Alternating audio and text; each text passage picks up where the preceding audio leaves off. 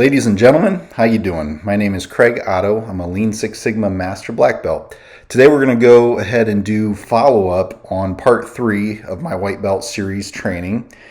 My intentions are to provide basic insights and provide understanding of operational excellence for those just starting out on their journey.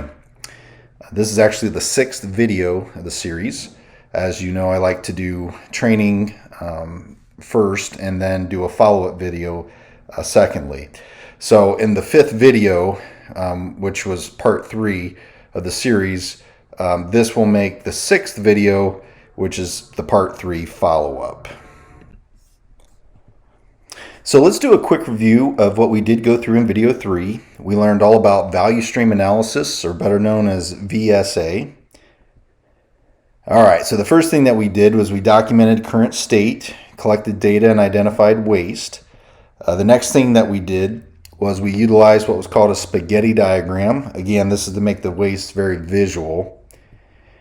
And then the next thing we did was we created a future state with the estimated improvements. So we identified some rapid improvement events that would eliminate the waste, and that's where we created our future state.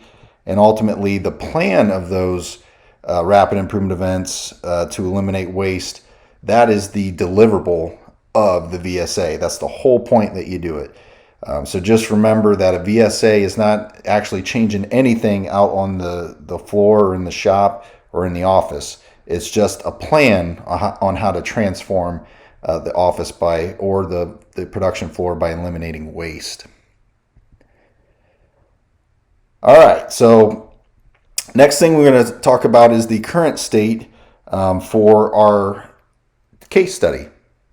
So in the last video, I showed an example of the current state that we documented just as a sample. Here I'm going to show you actual current state results from my chicken marination process, which we watched in video 2 follow-up.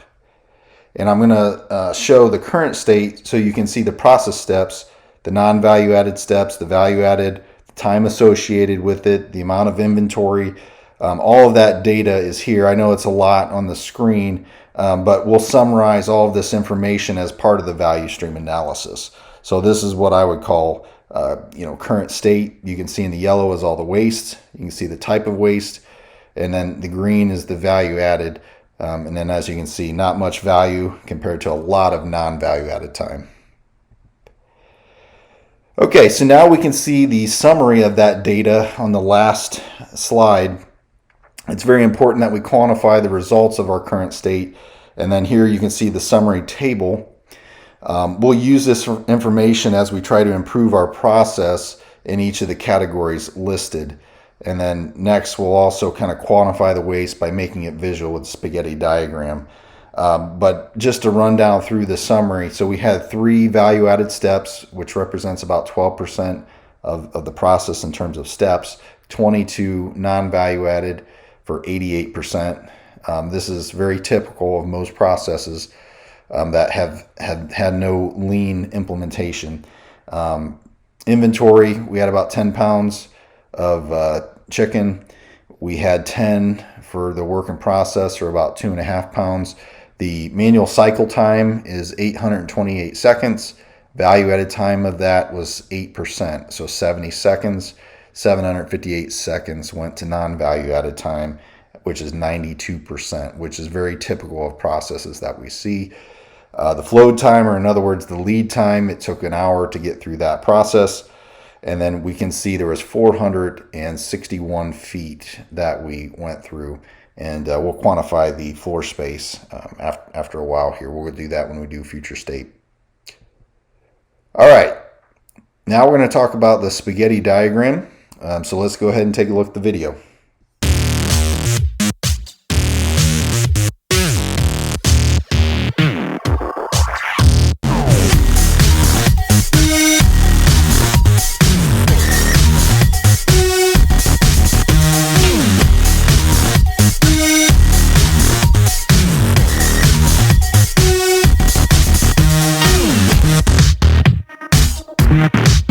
So now that we've seen the video, it really does help you see and quantify the waste from a visual perspective. And really what we want to do now is drive that distance down. If you remember from the earlier training, distance is the enemy. So we're going to identify a lot of waste here that we can eliminate through rapid improvement events. So this is typically where we brainstorm ideas for how to make the improvements, where the waste is, what we can do to eliminate it. Honestly, though, usually you can identify rapid improvement events where you implement the tools of lean and make assumptions about that waste reduction. In other words, when you do a rapid improvement event, there are tools that you use that will give you this reduced waste or waste elimination. We do know that not all the waste will be eliminated. In other words, you can't just drop every single step that is waste. But based on using the tools, you should be able to identify waste that you can definitely reduce, and some of it you can eliminate. So you can see I've identified 3 rapid improvement events that will help me eliminate waste from my chicken marination process. I may not know exactly how it's going to happen, right? But I make assumptions that it will happen as the lean tools are used. Based on experience, we know that when you go in and implement these tools, you will see improvements. All right, so after doing that current or future state, now we can start taking the information and comparing it back to current state. Here we have a summary table again. Now it's completely populated. The future state numbers come from assuming that the waste will be eliminated by performing the rapid improvement events, as I mentioned. So those steps are essentially zeroed out so that the time, the distance, and the inventory also get zeroed out. You can see the amount of non-value added steps went down by 50%. From 22 steps to 13, and the distance went down by 50% as well, from 461 feet to 228. These reductions lead to a cycle time reduction of 35% and a space reduction of 39%. These are huge gains for my process. Like, this is a big deal. If you can imagine doing this for your processes, to point out those types of improvements is a huge deal. And most people, it's hard for them to even imagine that this is possible. It almost seems like, unbelievable. But we do know that it does work. We know that when we create the event plan, that is the plan that we march to make all of this happen. I do want to reiterate that the future state is not achieved in this event, right? This is just a plan. VSA, or value stream analysis, is just the plan. The event plan is where we take the RIEs identified in the future state and we plan them out, and we say, okay, what's the sequence that we're going to do these events, and which one's most important? What's the order that we need to do it? All right, so in these events, as mentioned, we have these core tools. Right, we're implementing core tools like 6S, one-piece flow, standard work, pull systems. And you can see the symbols there for each of those.